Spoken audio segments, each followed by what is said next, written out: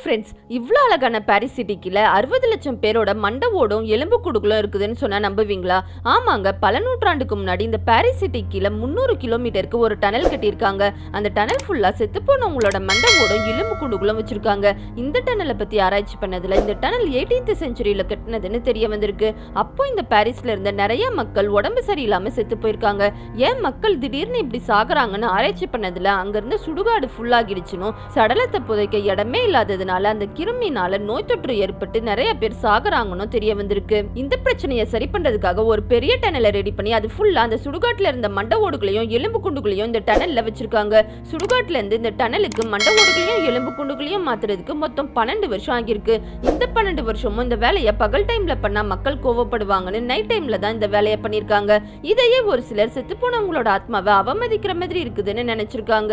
Tunnel of கேக்டோகம்ஸ்னு சொல்லக்கூடிய இந்த டனல்ல ஆசோரி கிரிப்ட்னு 2 பாகமா பிரிச்சிருக்காங்க. ஆசோரியில அந்த சிட்டில வாழ்ந்த சாதாரண மக்களோட எலும்பு குண்டுகளை வச்சிருக்கிறதாவும், கிரிப்ட்ல அந்த சிட்டில வாழ்ந்த ஃபேமஸானவங்களோட எலும்பு குண்டுகளை வச்சிருக்கிறதாவும் சொல்றாங்க. இந்த இடத்துல நிறைய திகிலான விஷயம் நடக்கிறதா நிறைய பேர் சொல்றாங்க. 1793 பிரெஞ்சு ரெவல்யூஷன் அப்ப மிலிட்டரி ஹாஸ்பிட்டலுக்கு வாட்ச்மேனா இருந்த பிலிபர்ட் ஆஸ்பர்ட்ன்றவர் திடீர்னு ஒரு நாள் காணாம போயிட்டாரு. ரொம்ப வருஷமா இவரை எங்க தேடியும் கிடைக்கல. 1804வது வருஷம் இவரோட பாடியை இந்த கேக்டோபஸ்ல இருந்து எடுத்திருக்காங்க. இதே மாதிரி ஒரு தடவை இந்த இடத்துல சினிமா எடுக்கலாம்னு படம் எடுக்க தேவையான கேமரா எக்யூப்மெண்ட்லாம் வச்சிருக்காங்க. அடுத்த நாள் காலையில வந்து பார்த்தா எல்லா பொருளும் உடஞ்சி போயிருந்துச்சான். கூடவே எங்களை கண்டுபிடிக்க முயற்சி பண்ணாதீங்கன்னு எழுதி வச்சிருந்ததாவும் சொல்றாங்க. இப்போதைக்கு 1 கிலோமீட்டர் வரைக்கும் தான் இந்த கேக்டோகம்ஸை டூரிஸ்டுக்குன்னு ஓபன் பண்ணி வச்சிருக்காங்க.